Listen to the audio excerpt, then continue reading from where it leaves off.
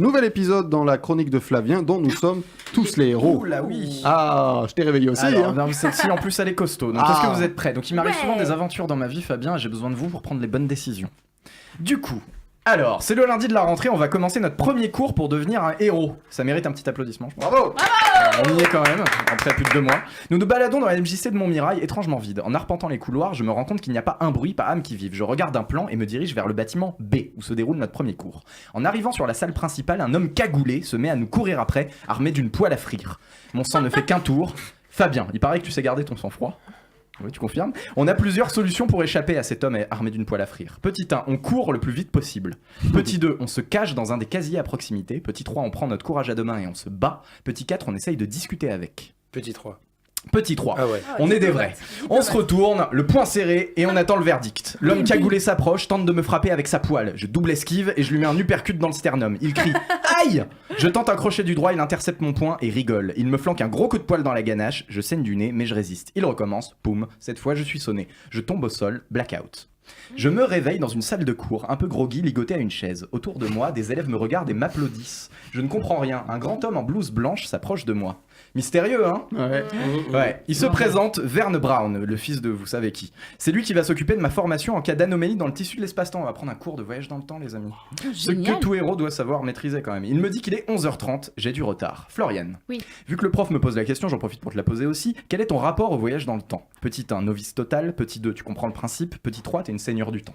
Je comprends le principe. Ok, le prof ne demande qu'à être convaincu. Histoire d'évaluer un peu le niveau, il me pose une question paradoxale basique. Floriane, si je remonte le temps et que je mets enceinte la sœur de mon père, qui suis-je par rapport à moi-même?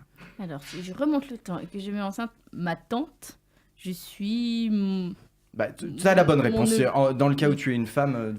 mon neveu. Si t'arrives à mettre... Oui, ou tu es aussi ton neveu. Écoute, en tout cas, c'est la bonne réponse. Le prof est impressionné. J'attendais un mon tonton. Mais... Ah, mon tonton. C'est parce que c'est moi le héros de mes aventures encore. Hein, Ah bah oui, pardon. Tu vois, je voulais être l'héroïne. Non mais c'est pas grave, il est impressionné. On va être noté sur 3 épreuves successives de voyage dans le temps. On commence par la première expérience. Apprendre à se servir de la machine. Une sorte de cabine de WC high-tech posée au fond de la classe. Le prof me désigne un tableau de bord avec tout plein de boutons. Thibaut, Oui. j'ai bien quelques idées pour faire fonctionner ça, mais qu'est-ce qu'on fait? Petit 1, on règle la machine sur 2.342 et on fait osciller à 11 Hz. Petit 2, on met tout plein d'ordures dedans et on règle la vitesse de rotation à 88 miles/h. Petit 3, on appuie un peu au hasard sur tous les boutons qu'on peut trouver. Petit 4, on prie et on appuie sur le gros bouton rouge qu'il y a au centre. Le bouton rouge. Non, la 2. La 2. Ça a fait ses preuves. Hein. Ouais, bon, on fait ça, la machine se met à faire un bruit très angoissant, la pièce vibre et... Mystérieux, hein? Ouais. Boum, le trottoir. Il se présente, Verne Brown, le fils de vous savez qui. C'est lui qui va s'occuper de ma formation. Oula, Thibaut, je crois, je suis en plein déjà-vu. Je coupe la parole et je vais taper un gros coup sur la machine, c'est bon, je suis resynchronisé. Le prof m'explique que la machine fonctionne, mais elle est instable. C'est un vieux modèle, ils n'ont pas eu de subvention pour la remplacer. Bon, il est temps pour la deuxième expérience. L'effet papillon. Verne Brown me dit de rentrer dans la machine et de ramener un objet d'une autre époque. Léa, 3 possibilités. Petit 1, on voyage quelques heures dans le futur. Petit 2, on voyage quelques heures dans le passé. Petit 3, on voyage quelques millions d'années plus tôt. Non, dans le futur, jamais dans le passé. Très bien. Alors, la machine fait bloop, on en sort, la salle de cours est vide. Et bloop. Il fait nuit, il est 22h, plus tard dans la journée. En cherchant dans le tiroir du prof, on trouve une bouteille d'Ice Tea Mang. Bon, on fera pas mieux. On remonte dans la machine, il est à nouveau 11h30. Le prof me dit « Alors ?» On lui tend la bouteille d'Ice Tea Mang. Il me dit que j'aurais très bien pu l'amener avec moi en cours. Tout le monde sait que Verne Brown adore l'Ice Tea Mang. Je lui dis que je l'ai trouvé dans son placard. Il va l'ouvrir, il y a la même bouteille d'Ice Tea Mang dedans. Alors c'est bien la même bouteille, donc bien joué Léa, mais on aurait pu mieux faire. Aucun moyen de lui prouver que c'est la vraie bouteille. Du coup, un petit 4 sur 10. C'est pas mal quand même. Oh, il chie. Bon, c'est le moment pour la dernière expérience, le test du paradoxe. Le prof nous explique que dans cette épreuve, on doit remonter plus tôt dans la journée et réussir à se kidnapper soi-même pour se ramener en cours.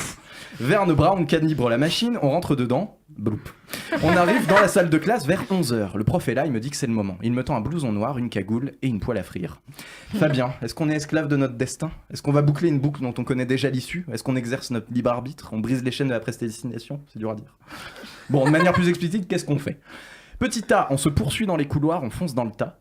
Petit B, on se planque dans un des casiers pour le surprendre. Petit 3, on décide de ne pas se kidnapper.